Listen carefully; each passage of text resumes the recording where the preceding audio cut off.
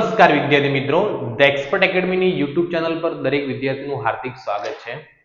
આજે આપણે વિભાગ સી ની અંદર જે ભાગ 2 ની અંદરથી થિયરી પૂછાય છે એ થિયરીનું સોલ્યુશન કરીશું. વિભાગ સી ની અંદર આપણને ખબર છે કે પ્રશ્ન નંબર 25 થી 32 માં કોઈ પણ 5 પ્રશ્નોના માગે મુજબ જવાબ આપવાનો હોય છે. પ્રત્યેકનો 3 ગુણ અને વિભાગ સી કુલ 15 ગુણનું પૂછાતું હોય છે. તો એની અંદરથી જો થિયરી કેવી રીતે પૂછાઈ શકે છે, પહેલો પ્રશ્ન છે ધંધામાં અનામતનું મહત્વ શું છે? તેની અંદર જવાબની અંદર ધંધામાં અનામતનું મહત્વ નીચે મુજબ છે. પહેલો, ધંધાની આર્થિક પ્રવાહી પરિસ્થિતિ મજબૂત બને છે. ભવિષ્યમાં ઊભા થનાર આકસ્મિક નુકસાન કે ખર્ચને પહોંચી વળાય છે. ધંધાના વિકાસ અને વિસ્તરણ અર્થે આંતરિક ભંડોળ મળી રહે છે. લાંબા ગાળાની જવાબદારીઓ ચૂકવવા ઉપયોગી બને. ડિવિડન્ડની સમતુલા જાળવવા ઉપયોગી બને છે. ધંધામાં રોકડ રકમની તરલતા જાળવવા ઉપયોગી થાય છે. ચલો, બીજા નંબરનો એસાઇનમેન્ટનો પ્રશ્ન શું છે જુઓ કે મૂડી અનામત એટલે શું, તેના ઉપયોગો જણાવો. તો જે નફો મહેસૂલી આવકમાંથી ન મળ્યો હોય તે મૂડી નફો ગણાય. આ મૂડી નફાની રકમ મૂડી અનામત ખાતે લઈ જવામાં આવે છે. મૂડી અનામત નીચે દર્શાવેલ મૂડી સ્વરૂપના નફામાંથી ઊભું કરવામાં આવે છે. પહેલો, મૂડી નફો ક્યાંથી મળે છે? સ્થિર મિલકતના વેચાણમાંથી, કોઈ પણ સ્થિર મિલકતના પુનઃમૂલ્યાંકન દ્વારા ઉદ્ભવેલ નફામાંથી, ધંધો ખરીદતા ઓછી કિંમત ચૂકવતા ઉદ્ભવેલ નફામાંથી, કંપનીના નોંધણી પહેલાના નફામાંથી, શેર કે ડિબેન્ચર બહાર પાડતા મળેલ પ્રીમિયમની રકમમાંથી, કંપનીએ જપ્ત કરેલ શેર ફરી બહાર પાડતા વધતી શેર જપ્તીની ખાતાની બાકી, ડિબેન્ચરની રકમ પરત કરતા ઉદ્ભવેલ નફામાંથી. તો એના ઉપયોગો શું છે? આ આપણે મૂડી અનામત ભેગો કરીએ તો એ મૂડી અનામતનો ઉપયોગ ક્યાં ક્યાં કરી શકીએ છીએ આપણે? તો મૂડી નુકસાન માંડી વળવા માટે મૂડી અનામતનો ઉપયોગ કરી શકીએ છીએ. કંપનીના આર્ટિકલ્સમાં જોગવાઈ હોય તો બોનસ શેર આપવા માટે પણ એનો ઉપયોગ કરી શકીએ છીએ. પાઘડી, પ્રાથમિક ખર્ચ, ડિબેન્ચર વટાવ જેવી અવાસ્તવિક મિલકતો માંડી વળવા માટે પણ આપણે મૂડી અનામતનો ઉપયોગ કરી શકીએ છીએ. વિશિષ્ટ સંજોગોમાં ખાસ શરતોને આધીન મૂડી અનામતમાંથી ડિવિડન્ડ આપી શકાય છે. મૂડી અનામતની રકમ પાકા સળિયામાં અનામત અને વધારાના શીર્ષક હેઠળ સામાન્ય અનામતથી અલગ દર્શાવવામાં આવે છે. ચાલો, નેક્સ્ટ પ્રશ્ન છે ગુપ્ત અનામત કેવી રીતે ઊભું કરવામાં આવે છે? તો ગુપ્ત અનામત એટલે શું કહેવાય કે જે અનામત ચોપડામાં દર્શાવવામાં આવતું નથી એને ગુપ્ત અનામત કહેવામાં આવે. તો ગુપ્ત અનામત આખર સ્ટોકનું મૂલ્ય ઓછું દર્શાવીને પણ ઊભું કરી શકાય છે. આકસ્મિક જરૂરિયાતો વધુ દર્શાવીને, દાખલા તરીકે ગાલખાત અનામતની રકમ આપણે જેટલી છે એના કરતાં વધારે દર્શાવી તો એ આપણું ગુપ્ત અનામત કહેવાય. સંશયિત દેવાને ખરેખર દેવા તરીકે દર્શાવીએ તો પણ આપણું ગુપ્ત અનામત કહેવાય. ઘસારાની જોગવાઈ જરૂર કરતાં વધારે દર્શાવીને, મૂડી ખર્ચ નફા નુકસાન ખાતે દર્શાવીને અને ખરેખર થયેલ ખર્ચ કરતાં વધારે દર્શાવીએ તો એ ગુપ્ત અનામત તરીકે ઓળખવામાં આવે છે. નેક્સ્ટ પ્રશ્ન છે વિશિષ્ટ અનામત એટલે શું, તેના પ્રકારો જણાવો. તો વિશિષ્ટ અનામત એટલે નિયત હેતુ માટે જે અનામત નફા નુકસાન ફાળવણી ખાતેથી ઊભું કરવામાં આવે, નફા નુકસાન ફાળવણી ખાતેથી ઊભું કરવામાં આવે તેને વિશિષ્ટ અનામત કે ખાસ અનામત કહે છે. વિશિષ્ટ અનામત જે હેતુ માટે ઊભું કર્યું હોય તે હેતુ માટે જ વપરાય. હેતુ પૂર્ણ થઈ આ અનામત સામાન્ય અનામત ખાતે લઈ જવામાં આવે છે. વિશિષ્ટ અનામતોના પ્રકારો: રોકાણ વધઘટ ભંડોળ, ડિબેન્ચર પરત નિધિ, સિંકિંગ ફંડ, ડિવિડન્ડ સમતુલા ભંડોળ અને કારીગર અકસ્માત વળતર ભંડોળનો ઉપયોગ વિશિષ્ટ અનામતમાં થઈ શકે છે. ચાલો, એના પછીનો નેક્સ્ટ ક્વેશ્ચન છે તફાવત આપો સામાન્ય અનામત અને જોગવાઈ. તો તફાવતના મુદ્દા સામાન્ય અનામત અને જોગવાઈ, આ બંને વચ્ચેનો તફાવત જોઈએ. તો સૌથી પહેલો અર્થ શું છે? સામાન્ય હેતુ માટે જે અનામત ઊભું કરવામાં આવે તેને સામાન્ય અનામત કહે છે અને ખાસ હેતુ માટે કરેલ નાણાકીય વ્યવસ્થાને જોગવાઈ કહેવામાં આવે છે.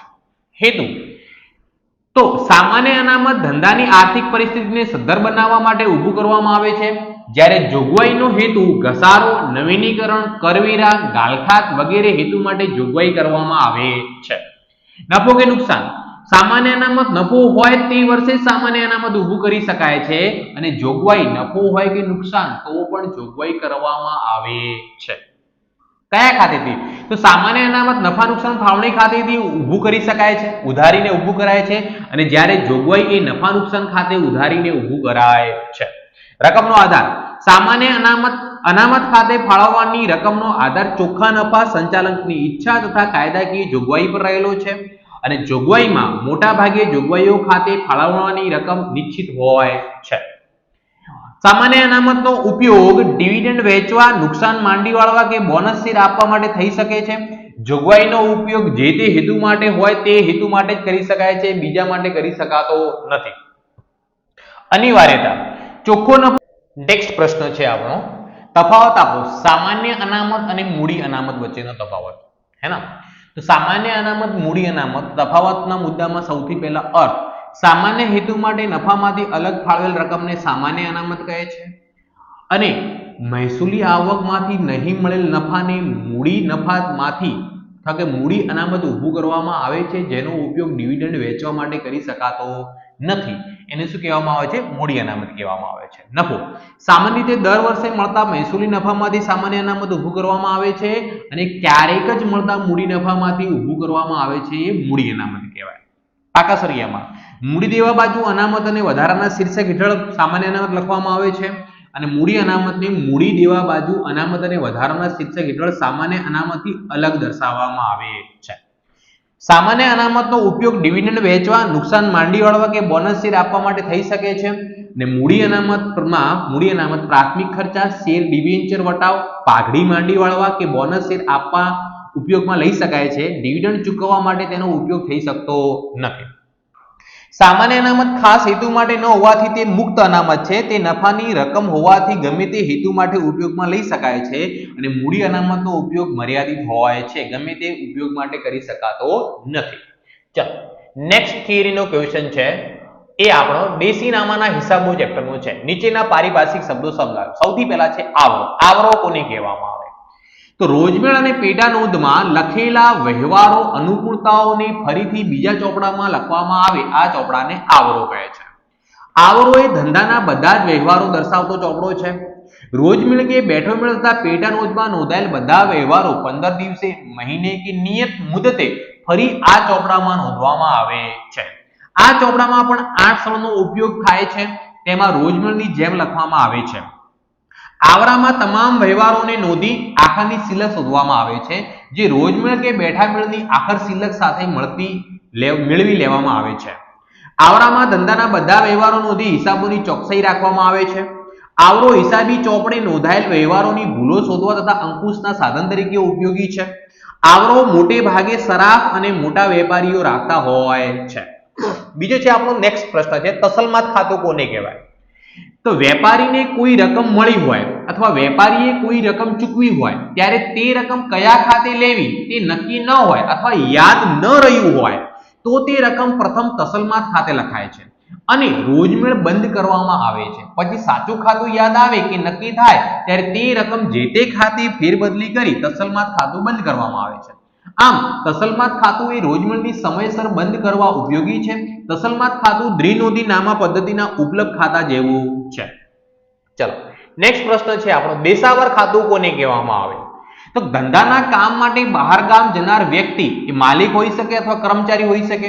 એ વ્યક્તિને ખર્ચ માટે કે અન્ય હેતુ માટે રકમ આપવામાં આવે છે. આ રકમ બહાર ગામ જનાર વ્યક્તિના દેશાવર ખાતે ઉધારાય છે. પ્રવાસ દરમિયાન તેમને મોકલેલ રકમ કે તેણે વસૂલ કરેલ રકમ તેમના દેશાવર ખાતે ઉધાર થાય છે. જો પ્રવાસ દરમિયાન આપણા વતી કોઈ રકમ ચૂકવે કે આપણને રકમ મોકલે તો તેના દેશાવર ખાતે જમા કરાય છે. બહાર ગામથી આવીને તેઓ હિસાબ આપે ત્યારે જે તે ખાતે યોગ્ય હિસાબી અસરો આપીને તેમને પરત કરેલ રકમ તેમના દેશાવર ખાતે જમા કરી દેશાવર ખાતું બંધ કરવામાં આવે છે અને દેશાવર ખાતું એક કામચલાઉ ખાતું છે. નેક્સ્ટ પોઈન્ટ છે આપણું વિગત ખાતું કોને કહેવામાં આવે? તો વિગત ખાતું જ્યારે કોઈ એક વ્યક્તિ સાથે અથવા કોઈ એક બાબતે એક કરતા વધુ વ્યવહારો થયા હોય ત્યારે દરેક વ્યવહારની અલગ અલગ નોંધ નહીં લખતા કુલ રકમમાંથી શ્રી વિગત ખાતું જમા કે ઉધાર કરવામાં આવે છે અને વ્યવહારમાં ખરેખર જમા કે ઉધાર થતા ખાતા અંદરની બાજુ વિગતના ખાનામાં દર્શાવે છે. ખતવણી પણ અંદરના ખાનામાં દર્શાવેલ ખાતામાં જ થાય છે. વિગત ખાતાની ખતવણી થતી નથી. વિગત ખાતાના ઉપયોગથી સમય અને શ્રમનો બચાવ થાય છે. નેક્સ્ટ પ્રશ્ન છે આપણું હથ્થું ખાતું કોને કહેવામાં આવે?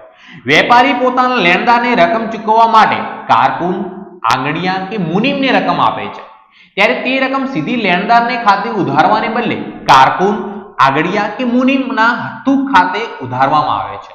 જ્યારે લેણદારને રકમ મળ્યાની પહોંચ મળે ત્યારે તે રકમ લેણદાર ખાતે ઉધારીને જે તે વ્યક્તિના હથ્થા ખાતે જમા કરાય છે.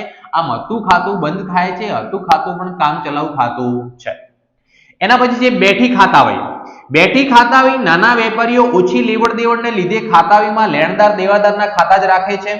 ખાતામાં ખતવણી કરતી વખતે વ્યવહારની પૂરી નોંધ દર્શાવે છે જેથી લેવડ દેવડની ઝડપથી ખ્યાલ આવે છે. આવા ખાતાને બેઠા ખાતા કહે છે અને આવી ખાતાવહીને બેઠી ખાતાવહી કે ઠામ ખાતાવહી પણ કહેવામાં આવે છે. ઉધાર ખરીદ વેચાણના વ્યવહારો રોજમેળ કે બેઠા મેળને બદલે સીધી બેઠી ખાતાવહીમાં નોંધવામાં આવે છે. બેઠી ખાતાવહી રોજમેળ અને ખાતાવહી એમ બંનેની ગરજ સારે છે. રોજમેળ કોને કહેવામાં આવે પછી આપણું છે. રોજમેળ એ દેશી નામા પદ્ધતિનો મૂળ કે પ્રાથમિક ચોપડો છે. રોજમેળ રોજે રોજ લખાય છે અને રોજે રોજની સિલક શોધવામાં આવે છે તેથી તેને રોજમેળ કહે છે. રોજમેળમાં રોકડ અને શાકના એમ બંને પ્રકારના વ્યવહારો નોંધાય છે. દરરોજ દિવસના અંતે સિલક શોધવામાં આવે છે તેને પુરાંત કહે છે. જે વેપારીના ધંધાના રોજના વ્યવહારની સંખ્યા વધુ હોય તે રોજમેળ તૈયાર કરે છે. રોજમેળ એ દ્વિનોંધી નામા પદ્ધતિના આમોદના ચોપડા જેવું છે. રોજમેળનો ચોપડો 8 સળ પાડેલા કોરા પાનાવાળો હોય છે જેમાં ડાબી બાજુએ પ્રથમ 4 સળ જમા અને પછીના 4 સળ ઉધાર માટેના હોય છે. રોજમેળ તૈયાર કરનાર વેપારીને ખાતાવહીમાં રોકડ ખાતું ખોલવાની જરૂર રહેતી નથી. રોજમેળ એ દ્વિનોંધી નામા પદ્ધતિના રોકડમેળ જેવું સ્વરૂપનું ધરાવે છે. રોજમેળ ઉપરથી ખાતાવહી તૈયાર કરવામાં આવે છે. શા ખાતું કોને કહેવામાં આવે? તો વેપારીને મળેલ રકમ કોઈ વ્યક્તિ પાસેથી મળી છે કે ચૂકવેલ રકમ કોઈ વ્યક્તિને આપેલ છે તે યાદ ન રહે ત્યારે તે રકમ તાત્કાલિક શા ખાતે કે શ્રી ખાતે લખાય છે અને રોજમેળ બંધ કરવામાં આવે છે. જ્યારે વ્યક્તિનું નામ યાદ આવે ત્યારે તે રકમ જે તે વ્યક્તિ ખાતે ફેરબદલી કરી શા ખાતું કે શ્રી ખાતું બંધ કરવામાં આવે છે. કોઈ વ્યક્તિનું નામ ગુપ્ત રાખવાનું હોય ત્યારે પણ એ વ્યક્તિના ખાતે શા ખાતાનો ઉપયોગ કરવામાં આવે છે. આપણે કોઈને પૈસા ચૂકવ્યા છે અથવા આપણને કોઈની જોડેથી પૈસા મળ્યા છે પણ આપણે હિસાબ લખવા બેઠા ત્યારે એ વ્યક્તિનું આપણને નામ યાદ આવતું નથી તો આપણે કામચલાઉ ધોરણે શા ખાતું લખી અને રોજમેળ બંધ કરી દેવામાં આવે છે. જ્યારે પણ પછી ભવિષ્યમાં એ વ્યક્તિનું નામ યાદ આવે ત્યારે શા ખાતું બંધ કરી દેવામાં આવે છે. ચલો નેક્સ્ટ પોઈન્ટ છે આપણો કાંધું કરી આપવું એટલે શું? કાંધું એટલે હપ્તો. સરાફ જેની પાસેથી લોનની રકમ વસૂલવાની હોય તે રકમ હપ્તેથી વસૂલવાનું નક્કી કરે તો તેને કાંધું કરી આપ્યું કહેવાય. દરેક હપ્તાની રકમ કાંધાની રકમ તરીકે ઓળખાય છે. કબૂલાત આપવી, કબૂલ કરવું. જ્યારે કોઈ લેણદારને ચૂકવવાની રકમની જવાબદારી આપણા કોઈ દેવાદાર દ્વારા કબૂલવામાં આવે તેને કબૂલાત થઈ ગણાય. તેવી જ રીતે દેવાદાર પાસેથી વસૂલવાની રકમ અન્ય વ્યક્તિને કબૂલે તેને કબૂલાત થઈ ગણાય. કબૂલાતને કારણે વેપારીના લેણા અને દેવાની રકમો પર અસર થાય છે. કબૂલાતમાં બંને પક્ષકારોની સમજૂતી હોવી જોઈએ. દાખલા તરીકે અનીસ પાસેના લેણા 5000 અર્જુને કબૂલ્યા અથવા તો આપણે કોઈને પૈસા ચૂકવવાના હોય ને આપણો દેવાદાર કહી દે હું ડાયરેક્ટલી ચૂકવી દઈશ તો પણ એ શું કહેવાય? કબૂલાત કરી કહેવાય. ચલો બેઠો મેળ શું છે? બેઠો મેળ એક પ્રકારનો રોજમેળ છે. બેઠો મેળ એટલે નિયત કરેલા દિવસોનો કે સમયનો એકત્રિત કરેલો રોજમેળ. બેઠો મેળ એ રોજમેળનું બીજું સ્વરૂપ છે. બેઠો મેળ અઠવાડિયે, પખવાડિયે કે મહિનાના વ્યવહારો ભેગા કરીને તૈયાર કરવામાં આવે છે. જે વેપારીના આર્થિક વ્યવહારો મર્યાદિત એટલે ઓછા હોય તેઓ રોજમેળને બદલે બેઠો મેળ તૈયાર કરે છે. બેઠો મેળમાં દરેક વ્યવહારને અંતે તિથિ લખવામાં આવે છે.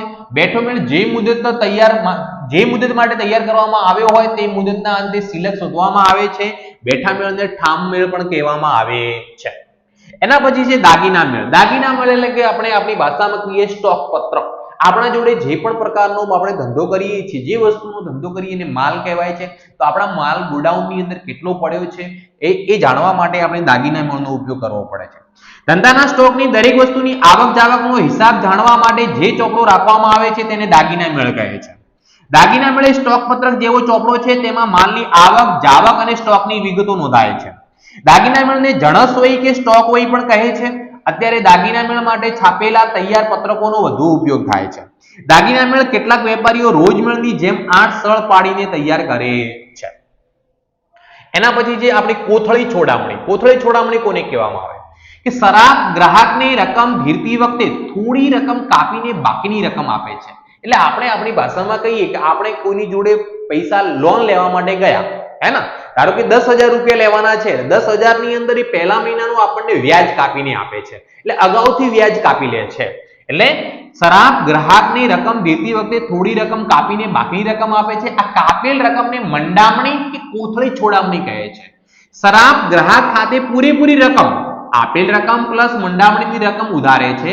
સરાફ માટે આ રકમ વટાવ કે વ્યાજ છે અને ગ્રાહક માટે શું કહેવાય? ખર્ચ કહેવામાં આવે છે. કરાર નોંધ કોને કહેવામાં આવે? મોટા પાયા પરના વેપારમાં ખરીદ વેચાણ તથા અન્ય બાબતો માટે જુદી જુદી શરતોવાળા કરાર કરવામાં આવે છે. આવા કરારની વિગતોની નોંધો જે ચોપડામાં રાખવામાં આવે છે તેને કરાર નોંધ કહેવામાં આવે છે. એના પછી જે આંકડાવહી કોને કહેવામાં આવે?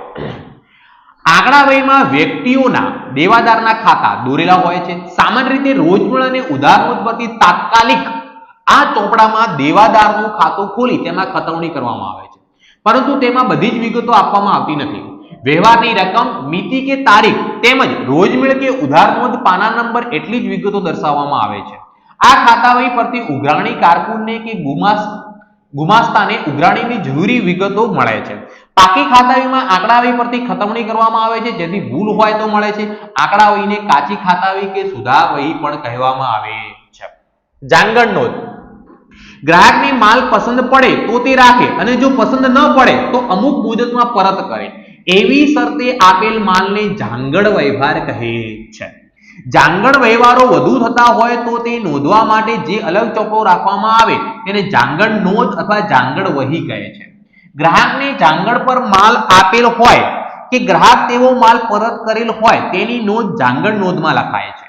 જો ગ્રાહક આવો માલ રાખી લે તો તેની નોંધ જાંગડ નોંધમાંથી દૂર કરી ઉધાર નોંધમાં કરાય છે, કારણ કે આ માલનું ખરેખર વેચાણ થયું ગણાય. જ્યાં સુધી ગ્રાહકની માલ ખરીદીની સંમતિ ન મળે કે જાંગડની મુદત પૂર્ણ ન થાય ત્યાં સુધી જાંગડ વેચાણને ખરેખર વેચાણ ગણવામાં આવતું નથી. એના પછી છે સામા દસ્તકની ખાતાવહી. સામાન્ય રીતે સરાફો કે ધીરધારનો ધંધો કરનાર વેપારીઓ આ ખાતાવહીનો ઉપયોગ કરે છે. આ ખાતાવહીમાં ઉછીના નાણાં લેનાર દરેક વ્યક્તિનું ખાતું ખોલવામાં આવે છે. તેમાં ઉછીની આપેલ રકમ, મિતિ, તારીખ, વાર, ધિરાણની શરતો જેવી કે વ્યાજનો દર, કાંદા હપ્તાની રકમ, ચૂકવણીની વિગત, હપ્તો મોડો ચૂકવાય તો દંડનીય વ્યાજ તેમજ જામીનગીરી તરીકે તારણમાં લીધેલ મિલકતો અને દસ્તાવેજો વગેરે દર્શાવવામાં આવે છે. રકમના પ્રમાણમાં રેવન્યુ સ્ટેમ્પ લગાડીને તેના ઉપર ઉછીના નાણાં લેનાર વ્યક્તિની સહી લેવામાં આવે છે. આમ ખાતામાં સામી વ્યક્તિની સહી એટલે કે દસ્તક લેવાતી હોવાથી તેને સામા દસ્તકની ખાતાવહી પણ કહેવામાં આવે છે. ભંડોળ ખાતું, તો દેશી નામા પદ્ધતિમાં મૂડી ભંડોળ તરીકે ઓળખાય છે. મૂડીને શું કહેવામાં આવે છે? ભંડોળ કહેવાય છે. ધંધાનો માલિક ધંધાની શરૂઆતમાં કે ચાલુ ધંધા દરમિયાન પોતાની અંગત મિલકતો જેવી કે રોકડ શિલ્લક, બેંક શિલ્લક, મકાન, ફર્નિચર, માલ સ્ટોક, લેણું જે કંઈ પેઢીમાં લાવે તેને શ્રી ભંડોળ ખાતે નોંધવામાં આવે છે. હવે ઘણા વેપારીઓ મૂડીને મૂડી ખાતે પણ નોંધે છે. ભાગીદારી પેઢીમાં દરેક ભાગીદારના નામ જોગ મૂડી ખાતા રાખવામાં આવે છે. ચાલો, તો આ આપણી વિભાગ સી ની એસાઇનમેન્ટની થિયરી અહીંયા પતી ગયેલી છે. જે પણ વિદ્યાર્થી મિત્રોએ હજુ સુધી the expert academy YouTube channel subscribe ન કરી હોય તો સબસ્ક્રાઇબ કરી દો, લાઈક કરી દો અને તમારા મિત્રો સુધી શેર પણ કરી લો. અને જે પણ વિદ્યાર્થી મિત્રો ધોરણ 11 ના WhatsApp ગ્રુપમાં જોડાવા માંગતા હોય તો નીચે ડિસ્ક્રિપ્શનની અંદર WhatsApp ગ્રુપની લિંક આપેલી છે. એ ગ્રુપમાં તમે જોડાઈ શકો છો. આપણે નેક્સ્ટ વિડીયોની અંદર સેક્શન ડી ની શરૂઆત કરીશું. ધન્યવાદ.